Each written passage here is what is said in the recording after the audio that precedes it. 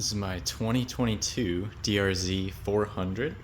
I recently picked it up from a Copart auction for $1,700, but after fees it was about $2,500. But this is a 2022 with 1,500 miles on it, so I figure it's probably worth about $6,000 if it was nice. Obviously, it is a little far from nice. So it appears that the bike took some sort of tumble because most of the damage is concentrated on this side as well as the front, and it is also missing the seat and these side panels. And I can tell that the seat was actually broken off because part of it is still left here. And if we go up here, we can see that all the controls, including the dash, have been pretty damaged. The dash has actually been broken. I'm unsure if it still functions because the battery has been dead since the bike sat for about 3 months before actually getting auctioned off. And on the bikes, it's pretty common that the battery will die, usually within like a month or so, because it's a very small battery and they usually like to be on a tender. This bike was marked as a non-run and drive. They didn't say that it specifically had any mechanical damage, but it did not say that it either started or ran and drove. So that means they couldn't get the bike started, but I talked to the people at the auction and they said if it's a bike, usually they aren't even going to try to jump start them. On cars they will, but bikes they don't really mess with. As far as the engine on this goes, I don't think we're going to have any issues. I'm hoping that everything's all solid, as the bike was probably running before it was crashed, and I don't see any leaks or cracks or anything concerning on the motor. Even though this bike only has 1,500 miles, it does seem like they were probably 1,500 pretty hard miles, or it was purely off-road, as the bike's covered in red sand and dirt, as well as some of the buttons and controls are just clogged up with sand and don't work like they should.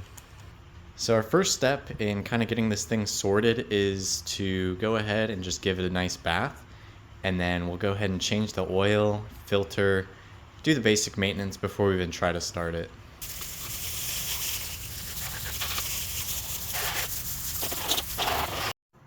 So got this thing cleaned up, and I went ahead and pulled it inside and pulled the dash because this I think will be our biggest issue. So wanted to get that off, see what the damage is underneath, which this bracket was just bent. I think we'll be able to save the bracket, but I think we will need a new dash. So we have our dash here, and as we can see, it's not looking too hot. I also got a new battery, as the battery on the bike is completely dead, and I figure this is only 25 bucks, so it'd be cheap, have a new battery in it, and we won't have to worry about that. So I went ahead and pulled the side covers off, and we can see this battery is looking pretty nasty. Just got a bunch of junk on it. Air filter doesn't look too bad, so we'll probably end up replacing that anyways, but just to see if it runs, we're not going to worry about that too much. And it does seem that something aftermarket was wired in at some point. You can see some wires running here, and then this big old fuse block. Wires running up here, up through here, and then all coiled up right here, and see something cut right here, and we have these two extra brackets, and I'm not sure what was mounted here. If anyone knows, I'd love to know, but no idea what was mounted here. I'm guessing it was something with power, so definitely going to remove all that junk because I have no use for it. So got the new battery swapped in, and that was kind of the moment of truth because we'll see what has power, what doesn't. I think I'll go ahead and plug in the dash up here and see if it lights up. So got the dash back plugged in, and this will be kind of the moment of truth. This will be the first time we'll see if it has power. Okay, we get a dash, and we have 12,689 miles. That is not quite 1,500. Now, I don't know if that's right. I would imagine it should be, but that would kind of make sense for the condition of the bike. It definitely seems like it did have more than 1,500, but definitely wasn't expecting 12,000. Now the real question is, we'll go ahead and see what works and what doesn't.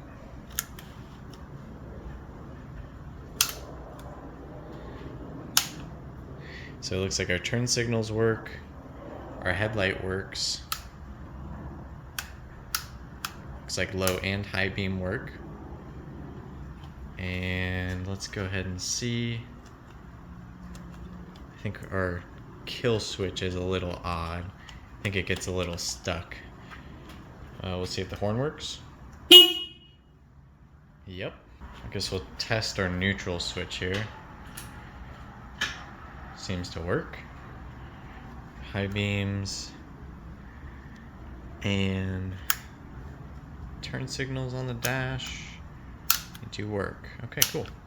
Okay, so I got the kill switch unstuck, so I don't know how much oil is in the bike because of the dry sump, and I technically can't check, but there were no signs of leakage on the crankcase, so I just want to spin it over, see if the motor's free, and then I won't even try to fire it until I do an oil change. But we're gonna go ahead and see if it spins.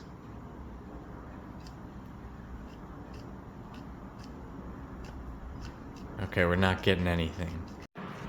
Okay, I realized I'm dumb and I have to hold the clutch in, so I'll hold the clutch in here and we can hear that it turns over just fine. So turns out I think there is some sort of clutch safety switch on here, which appears to be right here.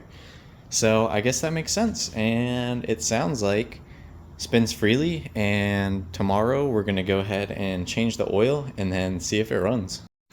So I went ahead and pulled this whole harness and this weird mount thing, got the forks all cleaned up and pretty well sorted, so I think this is where we'll leave it for tomorrow. So basically on the agenda for tomorrow is just change the oil, filter, go over the basic stuff, and see if it runs. So it's the next day and we got our first shipment of parts in. We got oil, which I am running Honda oil, but you know, it all works the same and Honda is typically the best. So we're gonna run Honda oil. We got a Wix filter, got new oil seals, O-rings for the filter, grips, mirrors, hardware, and then just some miscellaneous tools. So I think the first thing we'll do real quick is just get the grips sorted out. That way we can kind of assemble our handlebars and readjust everything.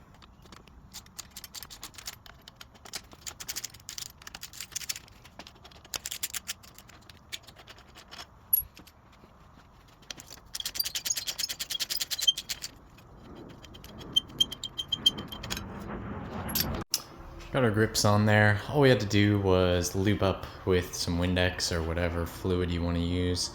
Cut out the ends, mount them up, and then put our bark busters back on. So, pretty simple job. We'll go ahead and see if we can throw some mirrors on there and then do our oil change. So we got our mirrors all set up. While doing that, I did notice that it is leaking coolant.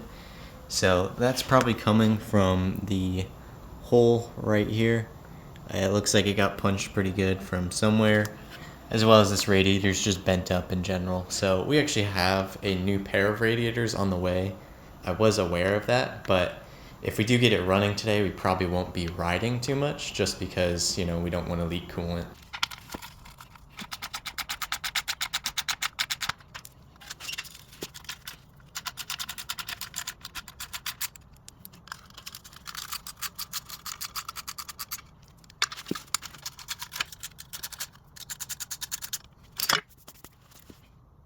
So just doing a quick inspection under here. It looks like there's no signs of oil leaks or cracks or anything like that. It's just pretty dirty, which is good. So while I had the under pan off, I figured I might as well wash it up as well as the bike another time just to kind of clean everything up so that way when we put it all together, it's all good to go.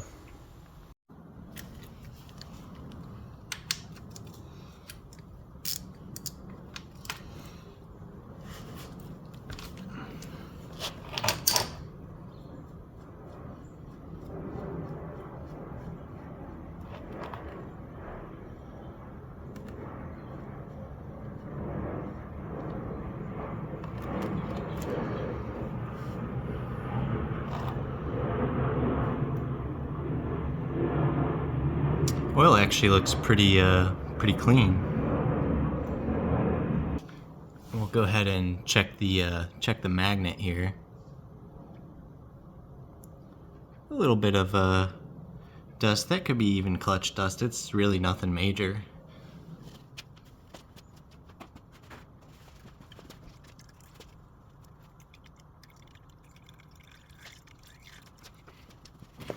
I'll go ahead and do the secondary plug up here.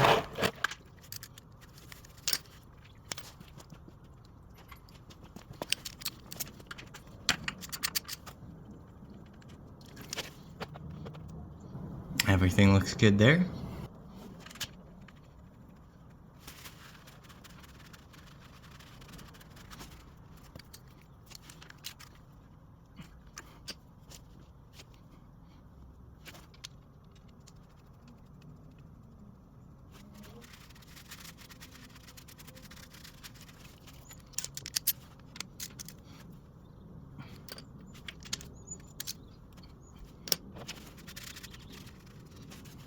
Now the next part of our change will be the filter, so we'll see if I can get an angle on here.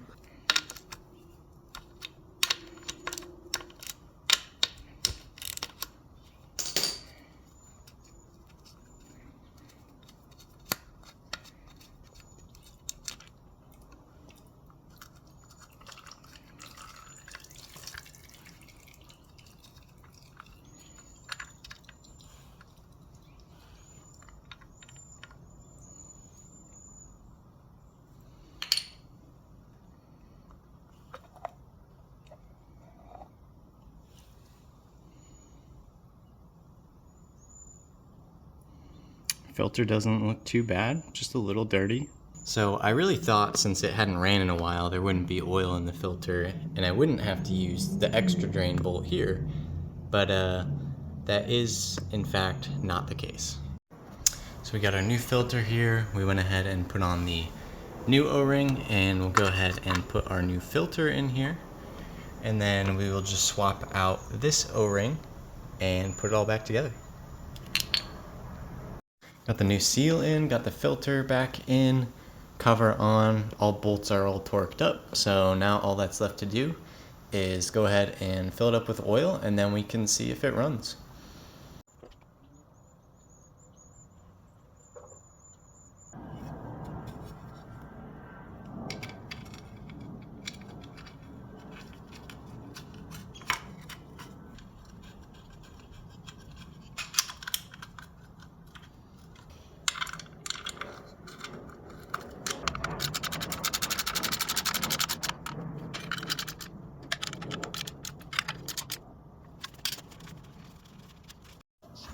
I went ahead and cut apart our filter just so we could get a really accurate look at what the motor health is like, and honestly I see maybe just a few little sparkles here and there, which is pretty typical.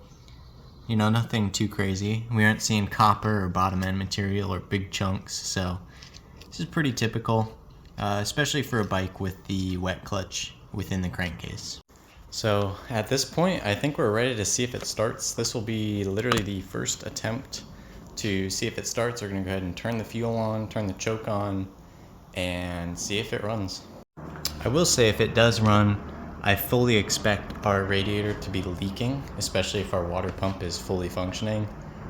So I wouldn't be too surprised if it dumps out some coolant.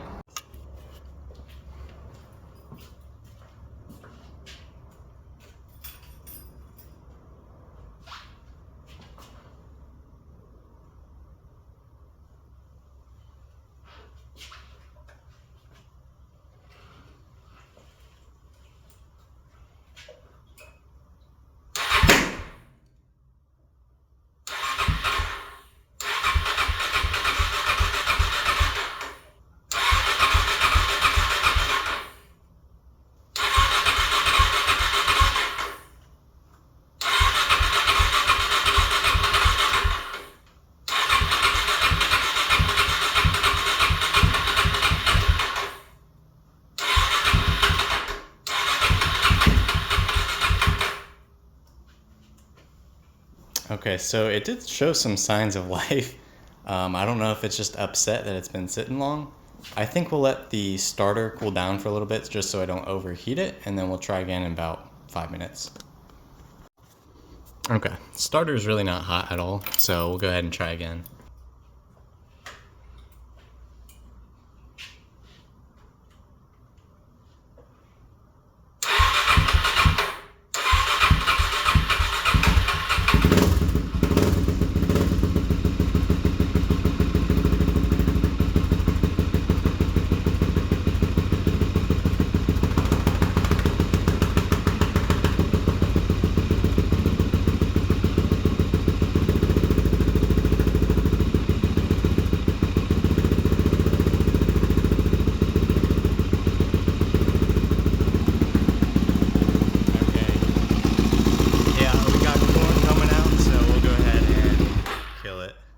So, yep, like I thought, we got coolant coming out, and it's going right on the exhaust pipe, so definitely will want to address that before we do any riding, but it does actually start up, and it sounds really healthy. I haven't revved it or anything. We'll go ahead and replace the radiator before we do anything too crazy, but overall, I think we got ourselves a winner. So it's been a couple days, but we got some more parts here. We got a seat.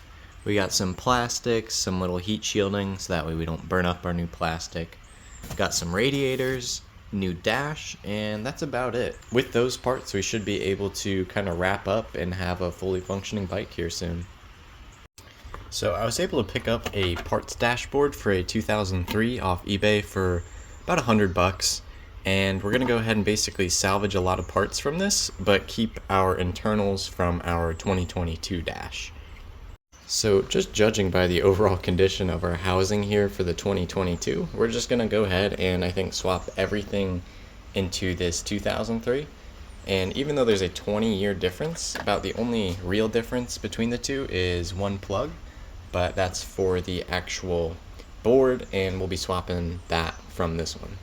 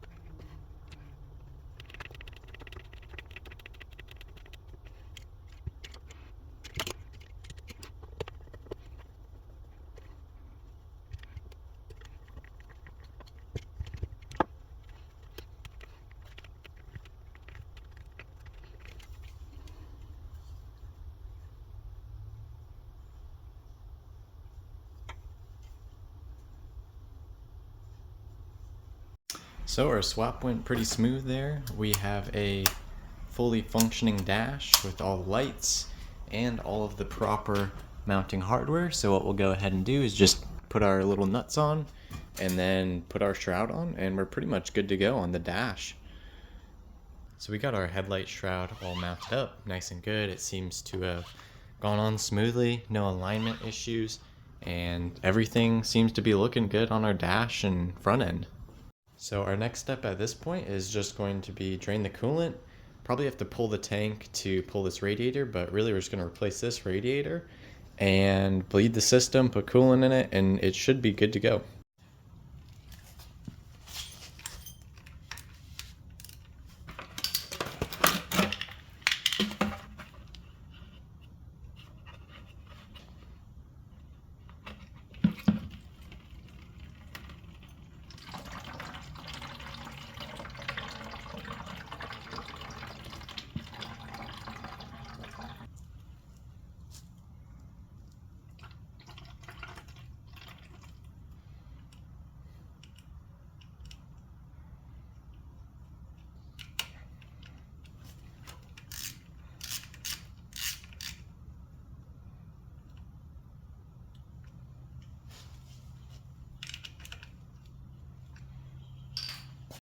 Now to get to our radiator and the hoses, we'll go ahead and remove the gas tank. So I've disconnected the line and pinched it off here because this is a vacuum operated petcock and doesn't have an off. So it's kind of interesting. Disconnected the vacuum line, and I'll go ahead and undo these two bolts and we'll be able to pull off the tank. So now that we got the tank off, we can go ahead and start pulling our hoses and mounts for the radiator.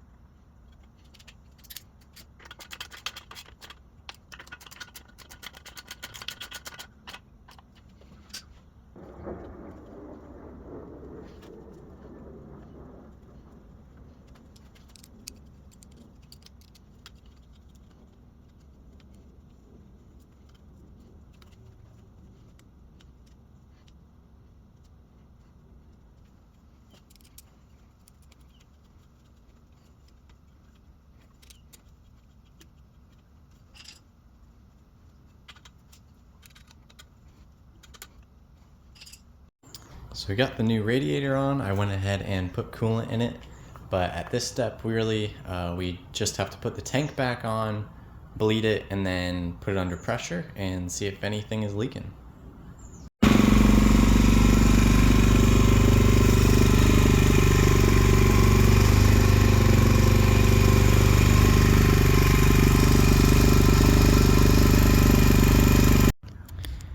ahead and put on the plastics that I had for this thing. I actually took it out for a little ride and it runs really good. Has no issues, it's not leaking, radiator's holding. So overall, I would say we're pretty much all the way there. The only other parts to do is I have a fork guard coming in, or a pair of fork guards, and we'll get it registered, and that's about it.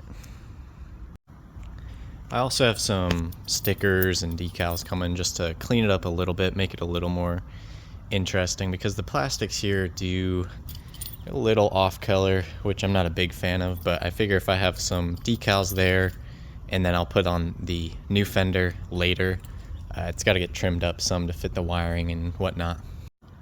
Might make a follow-up video on the whole registration part about getting an inspection and whatnot in the state of Texas and getting a plate and everything we need to be street legal.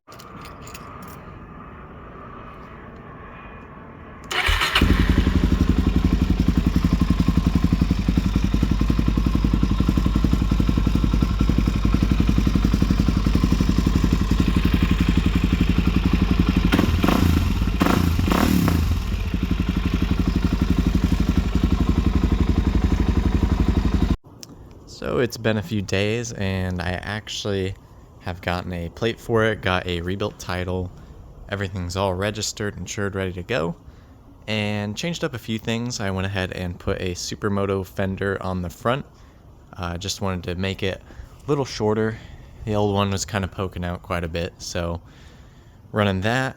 I do still have the original rear fender on. I will eventually put the other aftermarket fender on. I just have to trim up a few things, but I figured for now it's kind of nice to have the little bag.